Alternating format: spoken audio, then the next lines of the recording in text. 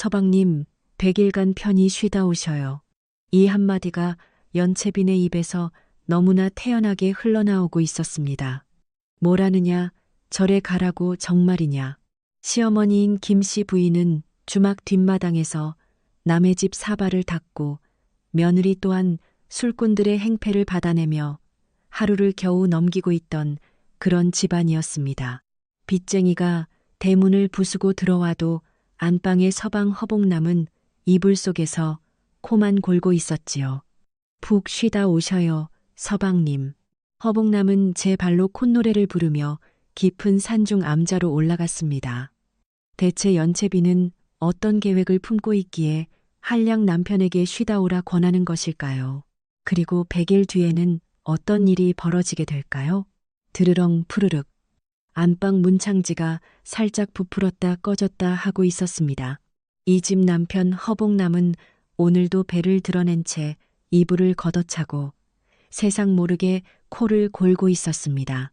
베개 옆에는 어제 마시다만 술병 하나가 쓰러져 있었고 콧잔등에는 파리 한 마리가 내려앉아 있었습니다. 그러나 허복남은 그것도 모른 채 잠결에 중얼거리고 있었습니다. 에헤이, 한 잔만 더, 딱 한 잔만. 그 사내가 코를 고는 동안 마당에서는 두 여인이 이미 채비를 마치고 있었습니다. 아가야, 어서 채비하거라. 월선댁이 기다린다. 예, 어머님. 연채빈이 앞치마를 두르고 김씨 부인이 무명 수건을 머리에 둘렀습니다. 두 여인의 집신이 마당의 조약돌을 밟았습니다. 자박자박. 연채빈이 앞서 걸어가 대문 빗장에 손을 얹었습니다. 바로 그때였습니다. 쾅쾅 대문짝이 바깥에서 거칠게 걷어차였습니다. 연채빈이 제 손을 거두기도 전이었습니다. 네. 연채빈이 빗장이 우지끈 부러지며 대문 두 쪽이 안쪽으로 와르르 밀려 들어왔습니다. 그 서슬에 김씨 부인이 들고 있던 물동이가 바닥으로 떨어졌습니다. 쨍그랑. 이 허복남 어디 숨어서 기어나와. 이놈아, 오늘은 그냥 못 넘어간다. 구철두 일행이 마당으로 쏟아져 들어왔습니다. 앞선 사내가 침을 뱉더니 깨진 사기 조각을 발로 걷어찼습니다. 빚갚아라. 다른 사내가 허리춤에서 붉은 딱지 뭉치를 꺼냈습니다. 찰싹찰싹 소리를 내며 괴와 소반, 그리고 장독대의 큰 항아리까지 차례로 딱지를 붙여나갔습니다. 아이고, 왜 이러십니까? 이건 안 됩니다. 김씨 부인이 사내의 팔에 매달렸습니다. 한때 비단 소매자락이 걸려있던 그 팔이 지금은 거친 사내의 소매를 부여잡고 있었습니다. 아주머니 비키시오, 아들놈을 원망하시오. 사내가 팔을 휙 뿌리쳤습니다. 김씨 부인이 뒤로 휘청이며 마당 바닥에 주저앉았습니다. 어머님. 연채빈이 달려와 시어머니를 부축했습니다. 그러고는 고개를 들어 사내를 똑바로 올려다 보았습니다. 이러지 마시고 조금만 더 말미를 주십시오. 꼭 갚겠습니다. 말미라니 지난달에도 그 소리였지, 그 전달에도 그 소리였고 바로 그 순간이었습니다. 안방 안에서 이불을 걷어차고 누워있던 허복남의 눈꺼풀이 번쩍 뜨였습니다. 천장이 보였습니다. 마당에서 들려오는 고함 소리가 또렷하게 귓속으로 쏟아져 들어오고 있었습니다. 허복남의 눈동자가 오른쪽 문 쪽으로 한번 굴러갔습니다. 다시 왼쪽으로 도르르 굴러갔지요. 그러고는 다시 눈을 감아버렸습니다.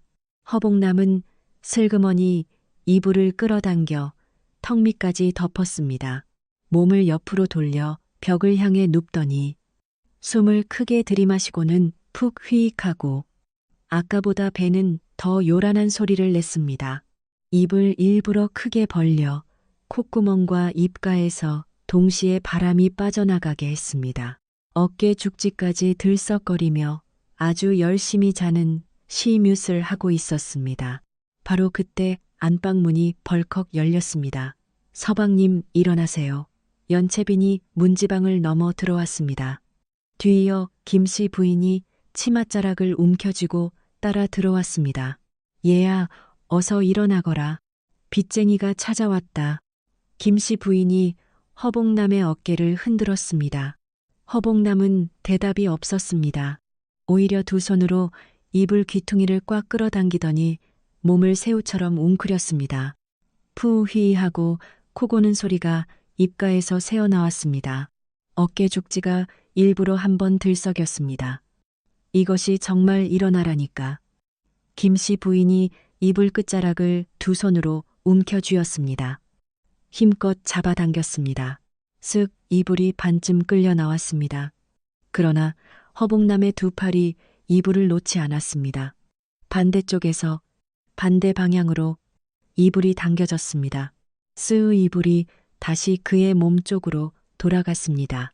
김씨 부인은 두 발을 바닥에 단단히 딛고 어금니를 꾹 깨문 채 다시 잡아당겼습니다. 슥슥스, 슥슥스. 이불이 오른쪽으로, 왼쪽으로, 다시 오른쪽으로, 또 왼쪽으로 끌려다녔습니다. 허봉남의 눈은 끝내 감긴 채였습니다. 그 와중에도 입으로는 푸휘휘 하고 코고는 시쭈이 그치지 않았습니다. 이불 한복판이 팽팽하게 늘어났다가 다시 느슨해졌다가 또 팽팽하게 늘어났습니다. 이 봉남아, 김씨 부인이 온 힘을 다해 이불을 잡아당겼습니다. 그러나 그 순간 손에서 힘이 탁 풀렸습니다. 김씨 부인이 뒤로 휘청 물러섰습니다. 그 틈을 놓치지 않고 허봉남이 이불을 제 몸 위로 확 덮었습니다. 그러고는 벽 쪽으로 쪼르르 돌아 누웠습니다. 흠냐 음냐 이불 속에서 태평한 소리가 또 흘러나왔습니다. 김씨 부인은 이불 끝자락을 놓친 손을 허공에 그대로 둔 채 한동안 말을 잃었습니다. 마당에서는 구철두가 안방 문짝을 발로 한번 걷어찼습니다. 에라이 댐 문짝에 침이 튀었습니다. 구철두가 무리를 돌아보며 턱짓했습니다. 오늘은 여기까지지만 또 안 갚으면 그땐 이 집구석 통째로 팔아넘길 줄 아시오. 이내 사내의 발길이 돌아섰습니다. 대문이 쾅 소리를 내며 닫혔습니다. 마당에 남은 것은 사기 조각과 붉은 딱지, 그리고 아직도 깽거리는 누렁이 뿐이었습니다. 김씨 부인은 한동안 그 자리에 서 있었습니다. 이불을 뒤집어 쓴 아들의 굽은 등을 내려다보았습니다. 김씨 부인은 천천히, 아주 천천히 이불 위로 손을 얹었습니다. 툭 하고 어깨를 한번 두드렸으나 아무런 반응이 없었지요. 다시 툭툭 두 번을 더 두드려 보았지만 이불 속의 등은 여전히 꿈쩍도 하지 않았습니다. 야, 이놈아. 김씨 부인의 목소리가 가늘게 떨렸지요. 주먹이 이불 위를 힘없이 내리쳤습니다. 야, 이놈아. 다시 한번 주먹이 떨어졌으나 이번에는 그마저도 힘이 없었습니다. 소리도 없이 그저 이불 위에 손이 얹혔을 뿐이었지요. 이놈 자식아, 이 어미가 대체 무엇을 그리 잘못했느냐. 말이 끝을 맺지 못하고 목구멍에서 갈라졌습니다. 김씨 부인의 어깨가 들썩이기 시작했지요. 얼굴을 두 손 사이에 묻자 손가락 사이로 눈물이 흘러내려 입가에 뚝뚝 떨어졌습니다. 한 방울, 두 방울, 세 방울, 눈물 자국이 이불 위에 어두운 점으로 번져나갔습니다. 그러나 이불 속의 허봉남은 꿈쩍도 하지 않았지요. 여전히 눈을 꼭 감은 채였습니다. 눈물 자국이 입가에서 새어나오는 숨소리만 아까보다 아주 살짝 작아졌을 뿐이었지요. 연채비는 문지방에 서 있었습니다. 시어머니의 굽은 등과 그 위에 떨어지는 눈물, 그리고 그 밑에서 미동도 하지 않는 이불 속의 등을 한참이나 내려다보았지요. 연채비는 조용히 몸을 돌려 안방 문을 당겨 닫았습니다. 딸깍하고 문고리가 맞물리는 소리가 났지요. 연채비는 마루 끝에 섰습니다. 마당의 사기 조각을 한번 내려다보고 장독대에 붙은 붉은 딱지를 한번 바라보았습니다. 그러고는 천천히 고개를 들어 하늘을 올려다보았지요. 앞치마끈을 양손으로 꼭 쥐었습니다. 한 번 풀었다가 다시 단단히 고쳐 메었지요. 과연 어머니의 눈물 앞에서도 눈을 뜨지 않는 저 서방을 연채비는 어떻게 깨우려 하는 것일까요? 지지직하며 기름을 두른 번철 위에서 소고기 한 점이 노랗게 뒤집혔습니다. 고소한 기름 냄새가 부엌 문턱을 넘어 마당을 타고 안방 쪽으로 스며들어갔지요. 이른 아침이었습니다. 연채비는 부엌 아궁이 앞에 꼼짝 않고 앉아 있었습니다. 어젯밤 허복남의 이불 밑에서 김씨 부인이 흘리던 눈물 자국이 눈을 감아도 아른거렸지요. 한참을 그렇게 앉아 있다가 연채비는 천천히 고기 한 점을 더 번철 위에 올렸습니다. 번철 위에서 고기가 뒤집힐 때마다 연채빈의 눈썹이 아주 조금씩 움직였지요. 그 외에는 어떤 표정도 얼굴에 비치지 않았습니다. 이런 고소한 냄새가 대체 어디서 나는 거요? 안방 문이 드르륵 열렸습니다. 허복남이 코를 벌름거리며 기어 나왔지요. 맨발로 대도를 밟고 옷고름도 매지 않은 채 부엌 쪽으로 성큼 걸어왔습니다. 여보, 이게 웬 진수성찬이요. 상 위에는 소고기 구이가 수북이 쌓여 있었지요. 그 옆으로는 약과 한 접시와 잣죽 한 그릇, 그리고 정갈하게 썰린 배 한쪽까지 올라 있었습니다. 허복남의 입가에 침이 고였습니다. 그가 자리에 엉덩이를 붙이기도 전에 젓가락부터 집어들었지요. 서방님, 연채빈의 목소리가 낮게 깔렸습니다. 그 목소리가 너무나 가라앉아 있어 허복남의 젓가락이 공중에서 한번 멈칫했지요. 연채빈은 밥상 앞에 마주 앉았습니다. 치마 아래로 손을 갈무리하며 앞치마끈을 단단히 고쳐 쥐었던 연채빈이 이내 손을 풀었습니다. 그녀는 젓가락을 들어 기름진 고기 한 점을 허복남의 밥그릇 위에 정성스레 올려주었지요. 그간 집안 살림을 돌보시느라 심려가 크셨지요. 연채빈의 목소리는 더없이 부드러웠습니다. 허복남은 입안 가득 고기를 넣고 우물거리며 고개를 크게 끄덕였습니다. 고기 기름이 턱 아래로 한 줄기 흘러내렸지만 개의치 않았지요. 내가 그간 속이 상해서 말도 못했네. 허복남의 말에 연채비는 무릎 위에 손을 얌전히 포개고 앉아 나지막이 입을 열었습니다. 서방님께 드릴 말씀이 있사옵니다. 저 산 너머에 무원암이라는 작은 암자가 하나 있는데 그곳은 공기가 맑고 조적하여 세상의 번잡함이 닿지 않는다 합니다. 서방님께서 그곳에 가셔서 100일만 머물다 오시는 것이 어떠할는지요. 허복남의 젓가락이 허공에서 딱 멈추었습니다. 암자라니. 허복남이 되묻자 연채빈이 답했습니다. 예, 그곳은 말 많은 사람도 없고 구철두가 들이닥칠 일도 없으니 오로지 편히 쉬기만 하면 되는 곳입니다. 허복남의 눈이 가늘어졌습니다. 그는 아내의 얼굴을 유심히 살폈으나 연채빈의 표정에는 아무런 기색도 서려 있지 않았지요.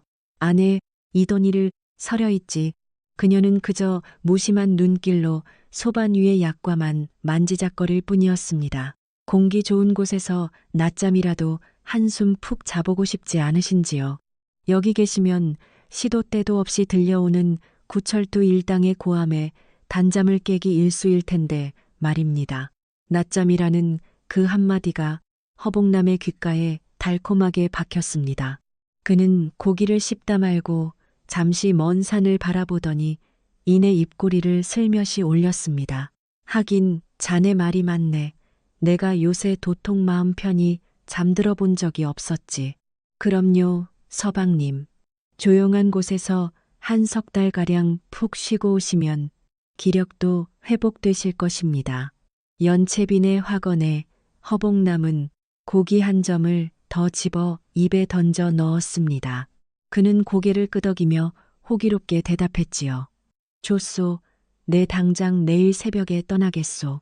그때 부엌 문간에는 김씨 부인이 서 있었습니다. 행주를 손에 쥔 채 물끄러미 이쪽을 보고 있었지요. 연채빈이 시어머니 쪽으로 고개를 살짝 돌렸고 두 여인의 시선이 허공에서 짧게 얽혔습니다.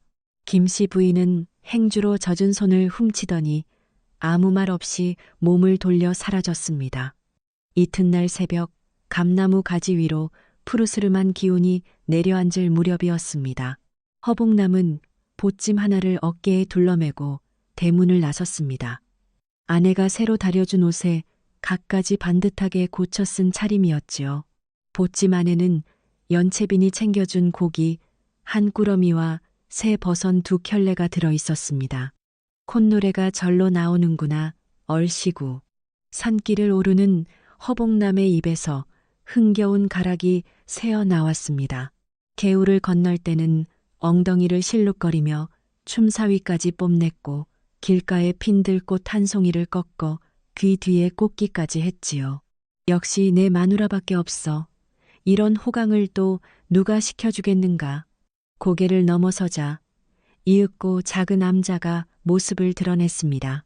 낡은 기와집 한 채와 마당의 돌탑 하나, 그리고 처마 밑에서 흔들리는 풍경 하나가 전부인 소박한 곳이었지요. 허복남은 보찜을 내려놓고 주위를 둘러보았습니다. 사방은 바람소리 외에는 쥐 죽은 듯 고요했습니다. 여보시오, 주지스님 계시오. 허복남이 암자를 향해 크게 소리쳤습니다. 대답은 돌아오지 않았습니다. 허복남이 조심스럽게 법당 문을 밀어보았습니다. 안에는 가슴까지 내려오는 하얀 수염을 기른 노승 한 분이 가부좌를 틀고 앉아 있었습니다. 노승은 지그시 눈을 감고 있었습니다. 저기 소생 허복남이라 하오며 100일 동안 이곳에서 신세를 좀 지려고 왔소이다. 노승은 여전히 말이 없었습니다. 눈꺼풀 하나조차 미동도 하지 않았지요. 허복남은 머쓱한지 슥슥 머리를 긁적였습니다.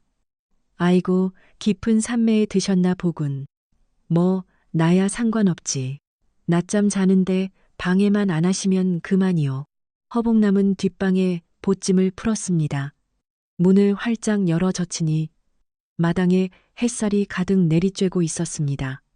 그는 기지개를 크게 한 번 켜더니 방 한복판에 벌렁 누웠습니다. 팔베개를 하고 흘러가는 하늘을 올려다 보았습니다. 그래, 이게 바로 사람 사는 맛이지. 구름 한 조각이 푸른 하늘을 느릿느릿 가로질러 갔습니다. 처마 끝 풍경이 댕하고 맑게 울렸습니다. 허복남의 눈꺼풀이 서서히 내려앉았습니다. 그렇게 며칠이 흘러갔습니다. 허복남은 하루 종일 뒷방에서 빈둥거렸습니다. 아침이면 노승이 조용히 가져다 놓은 밥 한 그릇을 비우고 낮에는 늘어지게 잠을 잤습니다. 저녁에 또 밥을 먹고 다시 잠을 청했습니다. 구철도 무리의 서슬퍼런 고함 소리도 들리지 않았고 김씨 부인의 깊은 한숨 소리도 없었으며 연채빈의 서늘한 눈길을 마주할 일도 없었습니다. 이곳이 극락이 아니면 무엇이 극락이겠는가. 허복남은 쳇마루 끝에 걸터 앉아 손톱으로 이새를 쑤시며 중얼거렸습니다. 그러나 나흘째 되던 날이었습니다. 이제 더 이상 낮잠이 오질 않았습니다. 옆으로 누웠다가 바로 누웠다가 다시 엎드렸다가 허복남은 방바닥에서 5-6번을 뒤척였습니다. 방 안은 여전히 쥐 죽은 듯 고요했습니다. 천장에서는 거미 한 마리가 줄을 타고 내려왔다가 다시 올라갔습니다. 이거 원 사람이 말이라도 좀 섞고 살아야지. 허복남은 투덜거리며 벌떡 일어났습니다.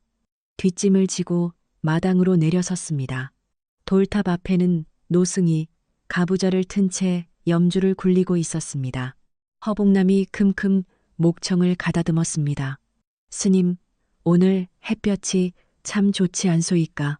노승은 눈길 한번 주지 않았습니다. 염주만 또르륵 또르륵 소리를 내며 굴러갔습니다. 닷때 허복남이 한 발짝 더 다가갔습니다. 스님, 아까 저 새가 무슨 새요? 울음소리가 참으로 구슬프게 들리더이다. 역시 대답은 없었습니다. 염주만 또르륵 또르륵 굴러갈 뿐이었습니다. 스님, 내 말 좀 들어보시오. 그제야 노승이 아주 천천히 고개를 들었습니다. 그러고는 종이 한 장을 꺼내 내밀었습니다. 무건 수행 중이요.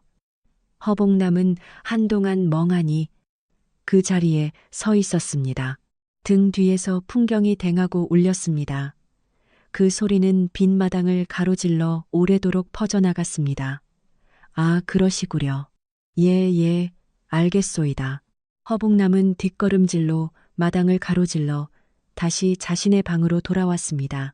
방문을 닫고 자리에 누워 천장을 올려다보았습니다. 구름이 다시금 한 조각 느릿하게 흘러갔습니다. 풍경이 댕하고 울렸습니다. 그러고는 다시 아무런 소리도 들리지 않았습니다. 허봉남의 눈꺼풀이 서서히 내려왔습니다. 하지만 이번에는 아까처럼 편안하게 감기지 않았습니다. 눈을 감아도 귓가에 맴도는 것은 정적뿐이라 속이 텅 비어버리는 듯한 기분이 들었습니다. 허봉남은 감았던 눈을 다시 부릅떴습니다. 천장의 대들보 위에서 거미 한 마리가 가느다란 줄을 타고 스르르 내려오는 광경이 보였지요. 허봉남은 그 미물을 넋을 잃고 한참이나 응시했습니다. 아주 오랜 시간 동안 말입니다. 사람 한 명 찾아오지 않고 말 한마디 건넬이 없는 이 고요한 암자에서 과연 허봉남이 그 모진 시간을 무사히 버텨낼 수 있을는지 의문이 들었습니다. 그러나 이것은 고난의 시작에 불과했습니다. 이튿날 새벽이 밝아올 무렵 허봉남의 귀에 부스럭거리는 소리가 나지막이 들려왔습니다. 무거운 눈꺼풀을 겨우 치켜뜨고 마루로 나섰더니 대답 없던 노승마저 어디론가 떠날 채비를 서두르고 있었습니다. 노승은 이미 바랑을 어깨에 짊어진 상태였습니다. 허봉남은 마루 끝에 털썩 주저앉아 그 모습을 멍하니 지켜보았습니다. 노승의 짐에는 쌀 한 대와 간장 한 종지, 그리고 낡은 집신 한 켤레가 매달려 흔들거렸습니다. 스님 대체 어디로 가시는 것입니까? 허봉남의 물음에 노승은 대답 대신 먼 하늘을 한번 올려다 보았습니다. 그러고는 손가락 3개를 천천히 펴서 보였지요. 30일입니까? 노승이 고개를 가볍게 끄덕였습니다. 허봉남은 입을 쩍 벌린 채 당혹감을 감추지 못했습니다. 1달이나 이곳을 비우신단 말씀이요. 아니 스님, 나 혼자 이 깊은 산속 암자에서 어쩌라고 이러시는 게요. 노승은 말없이 합장을 한번 하더니 천천히 몸을 돌려 걸음을 옮겼습니다. 등 뒤의 바랑이 걸음마다 덜렁덜렁 흔들렸습니다. 산모퉁이를 돌아 노승의 뒷모습이 완전히 사라질 때까지 허봉남은 마루 끝에 박힌 듯 앉아 움직이지 못했습니다. 뭐 어떠랴? 혼자 있으면 오히려 속 편하고 좋지. 누구 하나 잔소리할 사람도 없으니 말이야. 허봉남은 스스로를 다독이며 방으로 들어가 대자로 뻗어 누웠습니다. 팔베개를 하고 눈을 감아보았지요. 하지만 어찌 된 일인지 잠은 좀처럼 찾아오지 않았습니다. 자신의 심장이 뛰는 소리가 귓속에서 쿵쿵 울릴 정도로 방 안은 정막에 휩싸여 있었습니다. 천장의 거미는 줄을 타고 아주 느릿하게 내려왔다가 다시금 제자리로 기어 올라갔습니다. 어느덧 저녁 무렵이 되자 허봉남의 배에서 꼬르륵 소리가 터져 나왔습니다. 그는 줄인 배를 움켜쥐고 부엌으로 내려갔습니다. 가마솥 뚜껑을 열어보았으나 텅 빈 바닥에는 뻘건 녹만 슬어 있었습니다. 쌀독을 뒤져보니 쌀이 딱 한 줌 남아 있었습니다. 간장 종지는 이미 비어 있었고 된장 항아리는 바닥을 긁어보아야 반 숟가락이나 나올 법한 형편이었습니다. 아이고 스님이 양식을 죄다 챙겨가셨구먼. 허봉남은 남은 쌀을 정성껏 긁어 모아 주먹밥 2덩이를 빚었습니다. 하나는 곧장 입으로 가져갔고 나머지 하나는 내일 아침을 위해 선반 깊숙한 곳에 올려두었습니다. 불이라도 지펴볼까 했으나 남은 장작은 단 한 토막뿐이었습니다. 어느덧 산사에 밤이 깊게 내려앉았습니다. 산속의 밤은 저작거리의 밤과는 그 공기부터가 달랐습니다. 창호지 너머로는 달빛 한 조각 스며들지 않는 칠흑 같은 어둠이 깔렸습니다. 어디선가 부엉이가 우우하고 울어댔습니다. 그 울음소리가 들릴 때마다 법당 앞의 풍경이 덩달아 댕댕 소리를 내며 울려 퍼졌습니다. 허복남은 한기를 느끼며 이불을 턱 밑까지 바싹 끌어당겼습니다. 장작 한 토막으로 지핀 불은 진작에 사그라져 버렸습니다. 방바닥은 이미 얼음장처럼 차갑게 식어 있었습니다. 시린 발끝을 비비며 몸을 둥글게 웅크린 채 이불 속으로 연신 입김을 불어넣었습니다. 이불을 누가 뺏어가는 것도 아닌데 어째서 이리 온기가 없는 것인가. 허복남은 이불 끝자락을 힘껏 움켜쥐고 당겨보았으나 반대쪽에서 힘을 겨루는 이는 아무도 없었습니다. 이불이 아무런 저항도 없이 너무나 쉽게 끌려왔습니다. 허복남은 한참 동안이나 그 이불의 끝자락을 손가락으로 만지작거렸습니다. 어디선가 다시 부엉이가 우우 울어댔습니다. 그렇게 며칠이 흘러갔는지 알 수 없었습니다.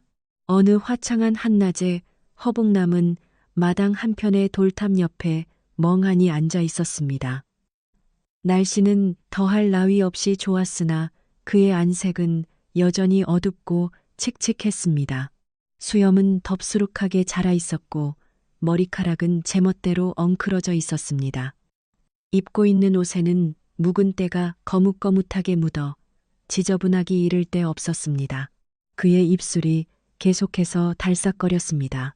무언가 소리를 내려는 듯 보였지만 며칠째 한마디도 내뱉지 않은 목소리는 잔뜩 쉬어 있었습니다. 허복남은 헛기침을 몇 차례 하더니 간신히 입을 떼었습니다. 여보시오. 내 말 좀 들어보시오. 돌탑은 아무런 대답이 없었습니다. 처마 끝의 풍경도 고요하기만 했습니다. 바람 한 점 불지 않는 적막한 한낮이었습니다. 바로 그때였습니다. 작고 까만 점 하나가 돌탑 아래를 기어가고 있는 것이 보였습니다. 그것은 개미 한 마리였습니다. 허복남의 시선이 그 작은 점에 고정되었습니다. 그는 천천히 몸을 숙였습니다. 얼굴이 땅바닥에 닿을 정도로 가까이 다가갔습니다. 어이 자네, 개미는 제 갈 길을 묵묵히 가고 있었습니다. 자네 말일세, 응 자네. 개미가 잠시 걸음을 멈추고 더듬이를 좌우로 흔들었습니다. 그 모습에 허복남의 얼굴에 희미한 웃음이 번졌습니다. 오호, 내 말이 들리는 모양이군. 그는 손가락으로 개미가 가는 길 앞에 선을 살짝 그었습니다. 개미는 그 금 앞에서 주춤거렸습니다. 허복남이 물었습니다. 자네 이름이 무엇인가? 개미는 말이 없었습니다. 허복남은 한참을 뚫어지게 개미를 들여다보더니 이내 손뼉을 짝 쳤습니다. 오호라, 자네 이마가 반듯하니 오늘부터 자네는 갑돌이라 부르겠네. 갑돌이 참으로 예쁜 이름이지 않은가. 갑돌이는 대답도 없이 선을 돌아 다시 기어가기 시작했습니다. 그때 저쪽 풀숲 사이에서 또 다른 점 하나가 꿈틀거렸습니다.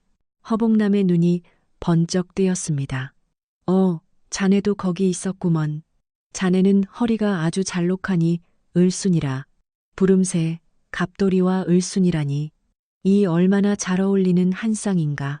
허복남은 혼자 킬킬거리며 손을 쳤습니다. 그 웃음소리가 빈 마당에 공허하게 퍼져나갔습니다. 풍경이 댕하고 한 번 울렸습니다. 그때 또 한 마리가 기어 나왔습니다. 오, 자네는 또 누구신가 어디 보자. 자네는 다리가 늘씬하니 사월이라 하세. 갑돌이 을순이 사월이 이제 우리는 네 식구일세. 허복남이 반가움에 땅바닥을 손바닥으로 팡팡 두드렸습니다. 그러자 개미 3마리가 그 진동에 놀라 사방으로 흩어져 버렸습니다. 아, 어디들 가는가 가지 마시오. 같이 이야기 좀 더 합시다. 허복남은 다급하게 두 손으로 땅을 더듬었습니다. 그러나 개미들은 이미 풀숲과 돌틈 사이로 자취를 감춘 뒤였습니다. 그의 손이 허공에서 허우적거렸습니다. 가지 마시오. 제발, 가지 마시오. 그의 목소리가 힘없이 잦아들었습니다. 마당 한가운데 주저앉은 채로 허복남은 한참을 그렇게 있었습니다. 덥수룩한 수염 사이로 콧물 한 줄기가 길게 흘러내렸습니다. 소매로 콧물을 훔치는 허복남의 손끝이 가늘게 떨리고 있었습니다. 바로 그 순간 정막을 깨는 인기척이 암자 문턱에서 들려왔습니다. 서방님, 그 부드러운 목소리에 허복남의 고개가 번쩍 들렸습니다. 문턱에는 연채빈이 단아하게 서 있었습니다. 그녀의 한 손에는 보따리가 들려 있었고 다른 한 손에는 대나무 광주리가 쥐어져 있었습니다. 산길을 걸어오느라 치맛자락 끝에는 먼지가 뽀얗게 묻어 있었지요. 여보, 허복남이 용수철처럼 벌떡 일어섰습니다. 급하게 일어난 탓에 다리가 후들거리며 몸이 한번 크게 휘청였습니다. 그는 아까 보았던 개미떼나 수염에 맺힌 콧물 자국 따위는 까맣게 잊은 채 연채빈을 향해 허겁지겁 달려갔습니다. 아이고, 여보, 정말 보고 싶었소. 이 험하고 가파른 산길을 도대체 어찌 올라온 것이오. 허복남의 눈가에 눈물이 그렁그렁하게 차올랐습니다. 그는 연채빈의 두 손을 덥석 부여잡았습니다. 그러고는 보따리를 받아야 할지 광주리를 먼저 들어야 할지 몰라 두 손을 공중에서 한참이나 허우적거리며 갈피를 잡지 못했습니다. 서방님의 안부가 몹시 궁금하여 잠시 들렀사옵니다. 연채비는 들고 온 보따리를 마루 끝에 조심스레 내려놓았습니다. 보따리를 풀어보니 하얀 쌀밥 한 덩이와 김치가 담긴 보시기, 그리고 마른 멸치 한 줌이 정갈하게 들어 있었습니다. 허복남의 눈이 휘둥그레졌습니다. 그는 연채빈이 건네는 광주리를 냉큼 받아들며 말을 이었습니다. 여보, 내가 말이오, 이곳에서 아주 큰 깨달음을 얻었소. 무슨 깨달음을 얻으셨는지요? 사람이 말이오, 도저히 혼자서는 살 수 없는 법이더군. 암 혼자서는 못 살고 말고. 연채빈이 고개를 끄덕이며 화답했습니다. 그녀의 눈빛은 무척이나 자애롭고 부드러웠습니다. 그 따스한 시선에 허복남의 눈시울이 다시금 뜨겁게 달아올랐습니다. 여보, 나 이제 집으로 돌아가고 싶소. 연채비는 그 말에 대답하는 대신 살며시 고개를 숙였습니다. 한동안 무거운 침묵이 흐르고 허복남의 얼굴은 대답을 기다리는 초조함으로 점점 일그러져 갔습니다. 여보, 내 말 들었소. 서방님, 연채빈이 천천히 입술을 뗐습니다. 집으로는 아직 돌아가실 수 없습니다. 뭐라, 그게 도대체 무슨 말이오? 허복남의 안색이 하얗게 질리며 굳어버렸습니다. 당장이라도 이 지긋지긋한 산길을 내려가 집으로 향할 수 있으리라 믿었던 터였습니다. 여보, 그럼 내가 계속 이 적막한 암자에 머물러야 한다는 말이오. 다만 한 가지 약조만 해주신다면 당분간은 암자에서 나오실 수 있사옵니다. 그게 무엇이오? 뭐든 말만 해보시오. 연채비는 품 안에서 보따리 하나를 꺼내 가지런히 내려놓고는 차분한 어조로 말을 이어갔습니다. 저희 주막일을 조금 도와주시면 어떠실는지요? 주막일을 내가 말이오. 설거지는 김씨 부인께서 하시고 조리는 월선댁이 맡아 하니 서방님께서는 그저 손님들 앞에 상만 날라다 주시면 되옵니다. 상만 나르면 된다는 것이지. 예, 서방님. 허복남이 눈을 깜빡거렸습니다. 암자의 고요가 다시 한번 그의 어깨를 짓누르는 듯한 기분이 들었습니다. 그는 이내 결심한 듯 고개를 몇 번이고 세차게 주걱거렸습니다. 좋소, 그렇게 하겠소. 상 나르는 일이야. 무엇이 어렵겠소. 연채빈의 입가에 아주 희미한 기운이 스쳐 지나갔습니다. 그것이 웃음인지 한숨인지 혹은 다른 무엇인지 분간하기 어려웠으나 그녀는 고개를 드는 대신 보따리 속에서 하얀 쌀밥 덩이를 꺼내 허복남의 손에 꼭 쥐어주었습니다. 그럼 내일 새벽 저와 함께 내려가시지요. 알겠소. 허복남은 쌀밥 덩이를 두 손으로 소중하게 움켜쥐었습니다. 연채비는 몸을 돌려 먼저 마루를 내려갔습니다. 그녀의 치맛자락이 산사에서 불어오는 바람에 한 번 크게 펄럭였습니다. 허봉남은 쌀밥을 한 입 크게 베어 물었다. 뜨거운 기운이 목을 타고 넘어가자 그의 눈가가 이내 붉어졌다. 여보, 고맙소. 정말 고맙소. 연채비는 남편의 부름에도 뒤를 돌아보지 않았다. 그녀는 묵묵히 산길을 앞서 걸어 내려갈 뿐이었다. 허봉남은 아내의 등 뒤에서 쌀밥을 우물거리며 연신 고개를 숙여 보였다. 과연 저 쌀밥 한 덩이 뒤에서 아내는 지아비를 또 어떤 길로 이끌려 하는 것일까? 이복에 허서방 여기 탁주 한 사발 더 주게. 허서방 이쪽도 막걸리 한 동이 가져오너라. 예, 갑니다요. 조금만 기다리십시오. 월선댁이 운영하는 주막 앞마당은 손님들로 인산인해를 이루었다. 허봉남은 앞치마 자락을 휘날리며 평상 사이를 쉴 새 없이 누볐다. 양손에는 사발이 3개씩 들려 있었다. 얼굴은 술기운이 아닌 열기로 발그레했고 이마에는 땀방울이 송골송골 맺혀 있었다. 여기 탁주 대령입니다. 시원하게 드십시오. 탁하고 사발을 놓는 소리가 마당에 경쾌하게 울려 퍼졌다. 장꾼 하나가 허봉남의 어깨를 툭툭 두드리며 말을 건넸다. 허서방 자네가 그 소문난 허생원댁 아들이라지. 양반댁 도련님 티가 하나도 없구먼. 그래. 아이고, 그저 먹고 살자고 하는 일인데. 그런 말씀 마십시오. 허봉남은 너스레를 떨며 빈 사발들을 겹쳐들었다. 그가 몸을 움직일 때마다 이마에서 땀방울이 한 방울씩 굴러떨어졌다. 뒷마당에서 사발을 닦던 김씨 부인이 물속에 담갔던 손을 멈추었다. 앞마당 쪽에서 들려오는 아들의 쾌활한 웃음소리에 그녀는 굽혔던 허리를 펴보았다. 땀을 뻘뻘 흘리며 사발을 나르는 아들의 뒷모습이 눈에 들어왔다. 장군의 농담에 털털하게 웃는 옆벌굴은 예전의 유약한 모습이 아니었다. 이마를 손등으로 훔치고 앞치마를 고쳐매며 다시 평상 사이를 누비는 그 모습에 김씨 부인의 손이 허공에 멈춰섰다. 물에 젖은 손가락에서 물방울이 치맛자락 위로 뚝뚝 떨어졌다. 저 아이가 김씨 부인은 목이 메어 뒷말을 잇지 못했다. 눈가에 뜨거운 것이 순식간에 차올랐다. 손등으로 얼른 훔쳐냈지만 다음 순간 또 한 방울이 고였다. 장독대 뒤편에서 이 광경을 지켜보던 연채빈이 시어머니 옆으로 조용히 다가섰다. 그녀는 시어머니의 어깨에 손을 살며시 올려놓았다. 두 여인은 한동안 말없이 서서 아들이 일하는 뒷모습을 바라보았다. 앞마당에서 또 한 번 아들의 웃음소리가 담장을 넘어왔다. 이 모습이, 이 웃음소리가 부디 저물지 않기를 두 여인은 마음속 깊이 바라고 있었는지도 모른다. 허나 세상 일이란 언제나 바람대로만 흘러가지는 않는 법이다. 해가 주막 지붕 너머로 뉘엿뉘엿 기울 무렵이었다. 손님들은 하나둘 자리를 떴고 평상에는 주인 잃은 빈 사발만 쌓여 있었다. 허봉남은 여전히 앞치마를 두른 채 마지막 자리를 정리하고 있었다.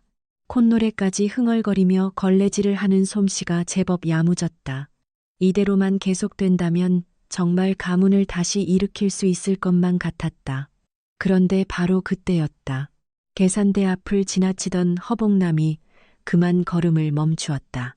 계산대 위에는 굵은 삼끈에 꿰인 묵직한 엽전 꾸러미가 놓여 있었다. 하루 동안 고생하여 벌어들인 돈이었다. 붉은 노을빛을 받은 엽전들이 반질반질하게 빛을 내며 그의 시선을 붙들었다. 허봉남의 걸레질이 멈추었다. 그는 고개를 슬쩍 돌려 주위를 살폈다. 주막 주인인 월선댁은 부엌 안쪽에서 가마솥을 긁어내느라 여념이 없었고 어머니인 김씨 부인은 뒷마당 우물가에서 등을 돌린 채 일에 열중하고 있었다. 아내인 연채빈 또한 장독대 옆에서 쌀을 이느라 정신이 없었다. 세 여인의 등이 모두 허봉남을 등지고 있었다. 그의 시선은 자연스럽게 다시 엽전 꾸러미로 향했다. 눈동자가 아주 천천히 위에서 아래로 돈뭉치를 훑어내렸다. 그의 손이 앞치마 자락을 꽉 거머쥐었다. 손을 쥐었다 폈다 하며 갈등하던 허봉남은 결국 고개를 돌렸다. 걸레를 다시 집어들고 돌아선 그의 발걸음은 부엌 쪽을 향했다. 그러나 그의 눈동자만큼은 돌아서는 그 마지막 순간까지 계산대 위에 놓인 엽전 꾸러미에서 차마 떨어지지 못했다. 이튿날 아침이 밝았다. 주막에 들어서는 허봉남의 얼굴은 어제와 다름없이 싹싹하고 밝았다. 담장을 넘을 정도로 우렁찬 인사가 터져나왔다. 어머니, 오늘도 기운 내십시오. 제가 오늘도 신명나게 일해보겠습니다. 아이고, 그래야지, 내 아들아. 김씨 부인이 대견한 듯 아들의 등을 다독였다. 부엌 문간에서는 연채빈이 그 모습을 고요한 눈길로 바라보고 있었다. 그러나 그녀의 입가에는 그 어떤 감정도 드러나 있지 않았다. 허봉남은 어제처럼 부지런히 평상 사이를 누비며 일했다. 호탕한 웃음소리와 기민한 손놀림, 그리고 이마에 송골송골 맺힌 땀방울까지 어제의 모습 그대로였다. 사람 좋은 허서방이 오늘도 장꾼들 사이를 활기차게 오갔다. 하지만 그의 눈길은 자꾸만 자신도 모르게 계산대 쪽을 힐끔거리고 있었다. 해가 또다시 지붕 너머로 저물어갔다. 허봉남이 빈 사발 4개를 겹쳐들고 계산대 앞을 지나쳤다. 엽전 꾸러미는 오늘도 변함없이 그 자리에 놓여 있었다. 붉은 노을빛을 머금은 돈뭉치는 어제보다 더욱 영롱하게 반짝였다. 허봉남의 걸음이 딱 멈춰섰다. 그는 사발 4개를 가슴에 품은 채 한참 동안 계산대 앞에 망연자실하게 서 있었다. 한 발짝 계산대 쪽으로 조심스럽게 발을 내디뎠다. 그러다 스스로 소스라치며 황급히 발을 뺐다. 아니지, 어머니가 어떻게 번 돈인데. 그는 나직하게 중얼거리며 고개를 세차게 흔들었다. 그는 사발을 들고 부엌 쪽으로 발을 옮겼다. 그러나 부엌 문턱을 채 넘기도 전에 고개가 다시 한번 계산대 쪽으로 돌아갔다. 번뜩이는 노란 엽전의 광채가 그의 눈 속에 깊이 박혀들었다. 허봉남은 부엌에 사발을 내려놓고 다시 앞마당으로 나왔다. 이번에는 빈 평상을 닦는 척하며 계산대 쪽으로 슬금슬금 다가갔다. 팔꿈치가 계산대 모서리에 닿을 정도로 거리가 좁혀졌다. 걸레를 쥔 손이 어정쩡한 위치에서 멈추어 있었다. 하지만 말이야, 이 돈만 있으면 다시 시작할 수 있을 텐데. 또 한 번 욕망 섞인 중얼거림이 새어나왔다. 바로 그때 마지막 손님까지 주막을 떠났다.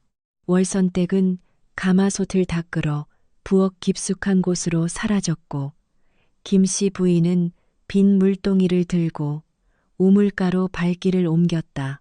연채빈마저 장독대 뒤편으로 돌아가 모습이 보이지 않았다. 세 사람의 등이 오늘도 모두 허봉남을 비껴가고 있었다. 허봉남의 목젖이 크게 출렁이며 침 넘어가는 소리가 들렸다. 걸레를 쥔 손바닥에는 어느새 축축한 땀이 배어 나왔다. 그는 앞치마 자락에 손바닥을 거칠게 문지르고는 다시금 계산대 쪽을 살폈다. 에라 모르겠다 하는 짧은 신음 같은 다짐이 입술 사이로 새어나왔다. 그 찰나 허봉남의 손이 앞치마 밑으로 은밀하게 파고들었다. 계산대 위에 놓여있던 엽전 꾸러미를 낚아채 앞치마 안쪽 허리춤에 깊숙이 찔러 넣었다. 묵직한 덩어리가 그의 옆구리에 차갑게 밀착되었다. 그는 뒷간에 좀 다녀오겠노라며 태연한 척 큰 목소리로 부엌 쪽을 향해 외쳤다. 대답이 돌아오기도 전에 그는 주막 뒷문으로 급히 발걸음을 옮겼다. 한 걸음 두 걸음 담장을 벗어나자마자 그는 미친 듯이 뛰기 시작했다. 바로 그때 장독대 뒤편에서 쌀을 일던 연채빈의 손길이 서서히 멈추었다. 고개를 들지는 않았으나 연채빈의 눈동자만큼은 주막 뒷문을 빠져나가는 사내의 뒷모습을 느릿하게 쫓았다. 그녀의 입가에 아주 희미한 기운이 잠시 머물다 사라졌다. 그것이 깊은 한숨이었는지 비릿한 웃음이었는지 아니면 모든 것을 이미 알고 있던 자의 서늘한 확신이었는지는 알 수 없었다. 산길로 접어든 허봉남의 발걸음은 갈수록 가벼워졌다. 고갯마루에 올라서서야 그는 숨을 고르며 뒤를 돌아보았다. 저 아래 주막 초가지붕 위로 저녁 연기가 느릿하게 피어오르고 있었다. 추격하는 이는 아무도 없었다. 허봉남의 입에서 낮은 웃음이 새어나오더니 이내 웃음소리가 점점 커졌다. 그는 두 팔을 번쩍 치켜들고 덩실덩실 춤을 추기 시작했다. 고개를 까딱거리며 한쪽 발을 들었다 놓는 품이 영락없는 한량의 춤사위였다. 얼씨구 절씨구 지화자 좋구나. 허리춤의 엽전 꾸러미가 그의 몸짓에 맞춰 묵직하게 흔들렸다. 그는 주머니를 풀어 달빛 아래 엽전을 비춰보았다. 잿쇠 엽전들이 그의 손바닥 위에서 번뜩이며 빛을 발했다. 이것이야말로 진정 내 것이로구나. 허봉남은 다시 전대를 허리춤에 차고 이번에는 양팔을 활짝 편 채 산길을 내달렸다. 갓은 이미 삐딱하게 기울었으나 그의 입에서는 연신 장단이 흘러나왔다. 저 멀리 훌쩍 떠나보세 얼씨구. 바로 그 순간이었다. 산길 아래쪽에서 무언가 번쩍이는 빛이 포착되었다.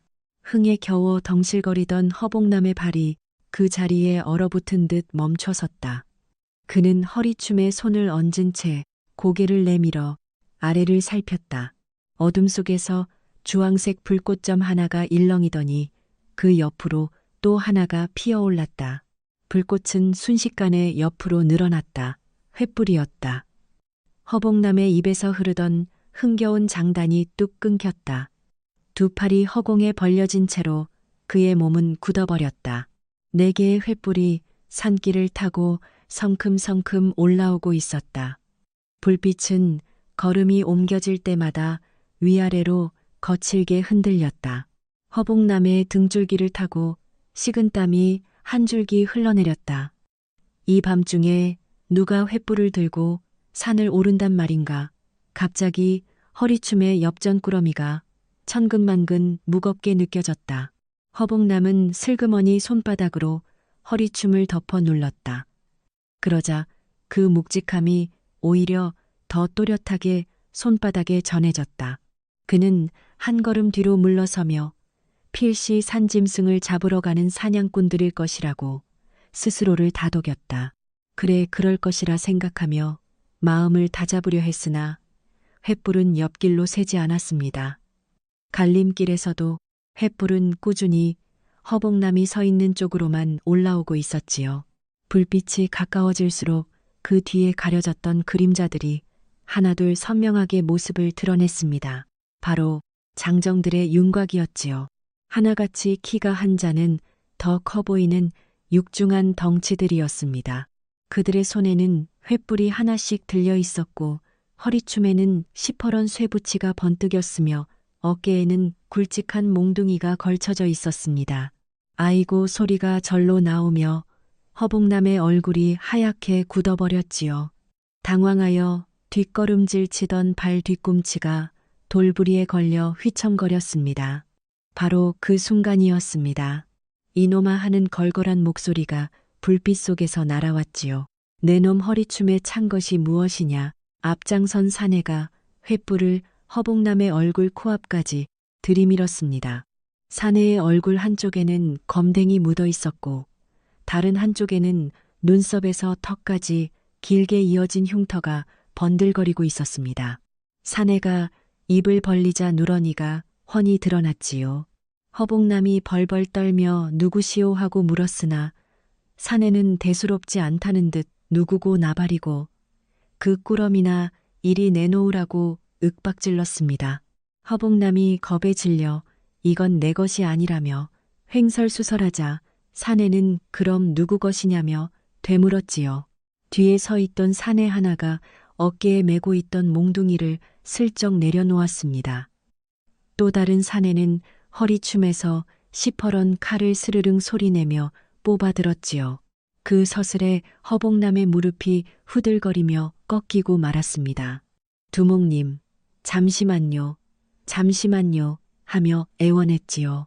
그러자 구철두가 뒷짐을 지고 허봉남 앞으로 걸어 나왔습니다. 얼굴 한쪽엔 검댕이 다른 한쪽엔 눈썹부터 턱까지 이어지는 흉터가 선명한 그였습니다. 입에는 마른 풀잎 하나를 삐딱하게 물고 있었지요. 훔쳐도 정도껏 훔쳐야지 한 아름이나 되는 꾸러미를 차고 덩실덩실 춤을 추다니 말이다. 그것도 달밤의 산길에서 춤이라니 길을 가던 내가 다 민망할 지경이다. 이놈아. 구철두는 입에 물었던 풀잎을 탱뱉으며 껄껄 웃어댔지요. 옆에 있던 부하들도 덩달아 배를 잡고 웃었습니다. 허봉남의 얼굴은 점점 더 창백하게 질려갔습니다. 여보시오, 두목님. 이 돈 다 가져가시오. 다 드릴 테니 제발 저는 그냥 보내만 주시오. 허봉남이 애걸하자 구철두는 눈을 가늘게 뜨며 뒤에 선 사내에게 턱짓을 했습니다. 저놈 말 들었느냐? 다 가지란다. 그러자 부하가 예 들었습니다요 하고 대답했지요. 구철두가 다시 물었습니다. 우리가 돈만 받고 보내주면 그게 도리겠느냐? 아닙지요. 아니고 말고요. 그럼 어찌해야 도리겠느냐? 버릇없는 머리부터 고쳐 놓아야지요. 구철두가 무릎을 탁 쳤습니다. 옳거니 얘들아, 시작해라. 예의 소리와 함께 장정 둘이 와락 달려들었습니다. 그들은 허봉남의 두 팔을 뒤로 꺾어 제압하고는 허리춤을 뒤져 엽전 꾸러미를 낚아챘지요. 쨍그랑 소리를 내며 엽전 꾸러미가 풀숲 위로 쏟아져 내렸습니다. 4개의 횃불이 그 위를 훤히 비추었습니다. 채스의 엽전들이 주황빛 불꽃을 받아 풀잎 사이에서 빨갛게 반짝거렸지요. 허봉남은 그 자리에 털썩 주저앉고 말았습니다. 재수에 아이고 이게 무슨 일인가 싶어 넋을 놓고 있는데 사내 하나가 허봉남의 등을 발로 툭 밀어버렸지요. 허봉남은 그대로 풀숲 위에 볼품없이 엎어지고 말았습니다. 또 다른 사내가 허리춤에서 몽둥이를 뽑아들었습니다. 그는 손바닥에 침을 뱉어 바르고는 몽둥이를 한번 휘두르며 손맛을 맞추었지요. 아이고 여보시오. 한 번만 봐주시오. 허봉남이 빌었으나 허공을 가르는 휙 소리가 먼저 들렸습니다. 퍽 소리와 함께 매가 엉덩이에 매섭게 떨어졌지요. 허봉남의 몸이 풀숲 위에서 펄쩍 튀어 올랐습니다. 아이고 하는 비명이 고요한 산중에 울려 퍼지며 달빛 아래로 멀리 퍼져나갔습니다. 첫 번째 매가 매섭게 떨어졌습니다. 아이고 어머니 사람 살려주시오. 허봉남은 비명을 지르며 김씨 부인을 찾았습니다. 퍽퍽퍽퍽 소리가 이어졌습니다. 서리가 3번, 4번, 5번까지 매질은 쉴 틈 없이 계속되었습니다. 엉덩이는 금세 뜨겁게 부풀어 올랐습니다. 허봉남의 발버둥도 시간이 갈수록 힘을 잃어갔습니다. 잘못했소, 잘못했소, 다시는 안 그러리다. 그의 목소리는 점차 기어들어가기 시작했습니다. 6번째, 매가 허공을 가르고 떨어졌을 무렵 그는 풀숲 사이에 얼굴을 묻은 채 그저 흐느끼고만 있었습니다. 수염 사이로 눈물과 콧물이 뒤엉켜 지저분하게 흘러내렸습니다. 달빛을 머금어 축축하게 젖은 풀잎이 그의 뺨에 달라붙어 있었습니다. 그때였습니다. 산길 아래쪽에서 아주 조용한 발소리가 들려왔습니다. 자박자박 누군가가 횃불이 비치는 구역 안으로 걸어 들어왔습니다. 치맛자락에 먼지 하나 묻지 않은 단정한 모습이었습니다. 머리 위에는 작은 무명 수건 하나가 정갈하게 올려져 있었습니다. 그 여인이 발을 멈추자 우두머리인 구철두가 자세를 바로 하고 맞이했습니다. 아이고 많이 모셨습니까? 구철두의 입에서 공손한 말이 튀어나왔습니다. 그는 허리를 깊이 숙이며 두 손을 앞으로 모아 예를 표했습니다. 뒤에 서 있던 사내들도 일제히 몽둥이를 내려놓고 고개를 조아렸습니다. 예, 마님 오셨습니까? 어서 오십시오, 마님. 허봉남은 바닥에 엎드린 채 눈물 젖은 얼굴을 겨우 들어 올렸습니다. 흐릿한 시야 너머로 그 여인의 뒷모습이 보였습니다. 여보, 허봉남의 눈이 경악으로 커졌습니다. 입이 벌어졌으나 제대로 된 소리가 나오지 않았습니다. 연채비는 구철두 앞에 섰습니다. 그녀는 치마를 한번 가볍게 여미고 구철두를 향해 고개를 살짝 숙여 인사했습니다. 수고가 많으셨습니다. 구철두가 뒷머리를 긁적이며 답했습니다. 아이고 마님, 저희야 마님 말씀대로 잘 다뤘을 뿐입니다. 그러고는 연채빈 쪽으로 고개를 슬쩍 기울이며 한쪽 눈을 아주 천천히 찡긋해 보였습니다. 연채빈의 입가에 아주 희미한 기운이 스쳐 지나갔습니다. 그것이 웃음인지 한숨인지 혹은 그저 스쳐 지나가는 바람의 결인지 허봉남은 보고 말았습니다. 허봉남의 몸이 그 자리에서 얼어붙었습니다. 묶인 손목의 통증도 매맞은 허벅지의 쓰라림도 역전을 잃은 분함도 그 순간만큼은 모두 사라졌습니다. 오직 한 가지 생각만이 그의 머릿속을 강하게 두드렸습니다. 이 모든 것이 전부 아내의 계획이었음을 깨달은 것입니다. 여보, 자네가 어찌? 허봉남이 입을 달싹였습니다. 연채비는 대답하지 않았습니다. 그녀는 천천히 돌아서서 서방 앞으로 걸어왔습니다. 횃불빛에 비친 그녀의 얼굴은 고요하기 그지없었습니다. 여보, 부드러운 목소리였습니다. 암자로 다시 드시지요. 허봉남은 입을 벌린 채 아무런 대꾸도 하지 못했습니다. 구철두가 턱짓을 하자 두 사내가 허봉남의 양팔을 잡아 강제로 일으켰습니다. 끌려가는 허봉남의 고개가 자꾸만 뒤로 돌아갔습니다. 그의 눈은 연채빈의 뒷모습에서 떨어지지 못했습니다. 그러나 연채빈은 돌아보지 않았습니다. 그녀는 그저 구철두에게 다시 한번 목례를 올리고 있었습니다. 구철두 역시 허리를 90도로 꺾어 마주 인사하고 있었습니다. 과연 저 산속 산적 소굴까지 한눈에 내려다보고 있었던 이 고요한 여인은 대체 어디까지 방책을 세워두었던 것일까? 제발 암자만은 보내지 마시오. 빌고 또 비오. 허봉남이 흙바닥에 무릎을 꿇고 애원했다. 그곳은 암자마당의 돌탑 앞이었다. 곤장을 맞은 볼기짝이 쓰라려 제대로 앉지도 서지도 못한 채였다. 그는 두 손을 모아 아내 연채빈 쪽으로 내밀었다. 여보, 제발 저 암자에는, 저 적막한 방에는 다시는 못 들어가겠소. 연채빈은 마루 끝에 서 있었다. 손을 앞으로 단정히 모은 채 고요한 눈으로 서방을 내려다보고 있었다. 그녀는 아무런 대꾸도 하지 않았다. 내가 다 잘못했소. 엽전을 훔친 것도 내 잘못이고 도망치려 한 것도 내 잘못이오. 어머님이 눈물을 흘리실 때 이불을 뒤집어 쓰고 모른 척한 것도 다 내 잘못이란 말이오. 허봉남의 목소리가 거칠게 갈라졌다. 수염 사이로 눈물이 두 줄기 흘러내렸다. 그 눈물이 턱 끝에 맺혔다가 흙바닥으로 뚝뚝 떨어졌다. 여보, 주막 일이라도 설거지라도 무엇이든 다 할 터이니 제발 저 암자방만은 피하게 해주시오. 마당 한 구석 돌탑 아래 흙 위로 개미 한 마리가 천천히 기어가고 있었다. 허봉남의 눈이 그 개미에게 잠시 머물렀다. 그는 흠칫 몸을 떨었다. 갑돌이, 을순이, 사월이 다시는 그 알량한 이름들을 부르지 않겠소.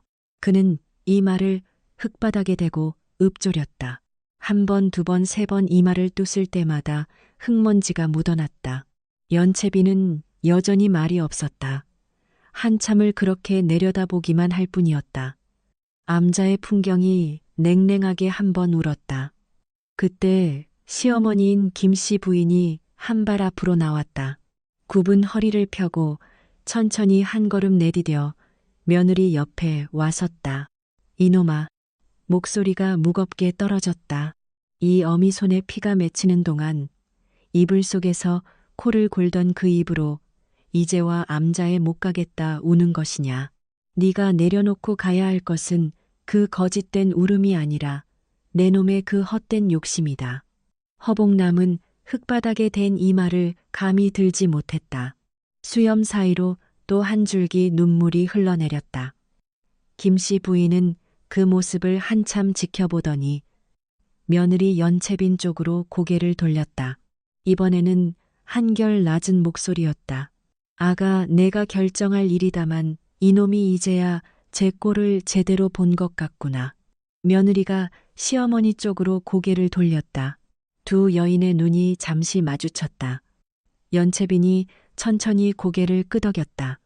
여보, 예. 허봉남이 번쩍 고개를 들었다.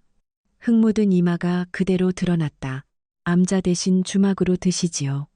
아, 예, 주막이고 말고요. 단 연채빈의 목소리가 한결 낮아졌다. 주막에서 가장 늦게 자는 사람이 되시고 가장 일찍 일어나는 사람이 되셔야 합니다. 손님이 드실 때 웃으시고 설거지물 앞에서도 웃으셔야 합니다. 아시겠는지요? 알다마다요. 하리다 꼭 하고 말고요. 허봉남은 연신 고개를 끄덕였다. 허봉남이 연신 고개를 끄덕였습니다. 연채빈이 한 발짝 마당으로 내려섰습니다. 엎드린 서방의 어깨 앞에서 걸음을 멈춘 그녀는 한 가지 더 당부할 것이 있다는 듯 허리를 살짝 숙였습니다. 고운 치맛자락이 흙바닥에 닿을 듯 말 듯 아슬아슬하게 흔들렸습니다. 허봉남의 귓가에 연채빈의 아주 낮은 목소리가 가만히 내려앉았습니다. 계산대의 엽전 꾸러미는 이제 제 눈앞에서만 세워주셔야 합니다. 그 말에 허봉남의 몸이 흠칫 굳어버렸습니다. 그는 서둘러 고개를 들어 연채빈의 얼굴을 살피려 했으나 그녀는 이미 몸을 펴고 돌아서는 중이었습니다. 연채빈의 입가에는 아주 희미한 기미가 한 차례 스쳐 지나갔습니다. 허봉남은 입을 벌린 채 멍하니 있었으나 끝내 아무 말도 내뱉지 못했습니다. 그로부터 달이 두어 번차고 기우는 동안 허봉남의 앞치마에는 지독한 땀 냄새가 깊게 배어들었습니다. 대신 그의 허리춤에 매달린 엽전 주머니에는 하루침이 차곡차곡 쌓여갔습니다. 그날도 해가 뉘엿뉘엿 넘어가며 사방이 붉게 물들 무렵이었습니다. 허봉남이 마당 한켠에서 장작을 패고 있을 때 대문 밖에서 낯익은 고함이 들려왔습니다. 어이허 생원이자 받으러 왔소. 마루에서 바느질하던 김씨 부인이 깜짝 놀라 바느질감을 떨어뜨렸습니다. 부엌 문간에서는 연채빈이 얼른 고개를 내밀어 밖을 살폈습니다. 그러나 허봉남은 도끼를 내려놓고 제 발로 대문을 향해 성큼성큼 걸어갔습니다. 그는 대문을 활짝 열어 젖히더니 빚쟁이 구철도 앞에 허리를 깊숙이 숙였습니다. 아이고, 어서 오시오. 기다리고 있었소이다. 구철도의 입이 반쯤 벌어졌습니다. 늘 이불 속에서 코만 골던 그 사내가 대문 앞까지 나와 먼저 인사를 건넸기 때문입니다. 허봉남은 품 안에서 엽전 주머니를 꺼내 두 손으로 정중히 내밀었습니다. 지난 석 달치 이자입니다. 그동안 내가 사람 노릇을 제대로 못했소. 미안하오. 구철두는 얼떨떨한 표정으로 엽전 주머니를 받아들었습니다. 그는 뒷머리를 긁적이며 발길을 돌렸습니다. 다음 달에 또 보세. 대문이 조용히 닫혔습니다. 쇳마루에 앉아있던 김씨 부인이 연채빈 쪽으로 고개를 돌렸습니다. 두 여인의 눈길이 잠시 공중에서 마주쳤습니다. 김씨 부인은 아주 작게 고개를 끄덕였고 연채빈의 입가에도 희미한 웃음이 스쳤습니다. 그날 저녁 세 식구는 마당의 작은 밥상 앞에 둘러앉았습니다.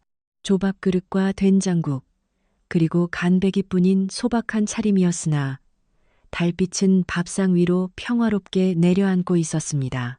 말없이 숟가락이 그릇에 부딪히는 소리만이 한동안 이어졌습니다. 식사를 마친 허복남이 먼저 자리에서 일어났습니다. 아차 장작을 마저 패고 오리다. 그가 마당 구석으로 내려섰을 때였습니다.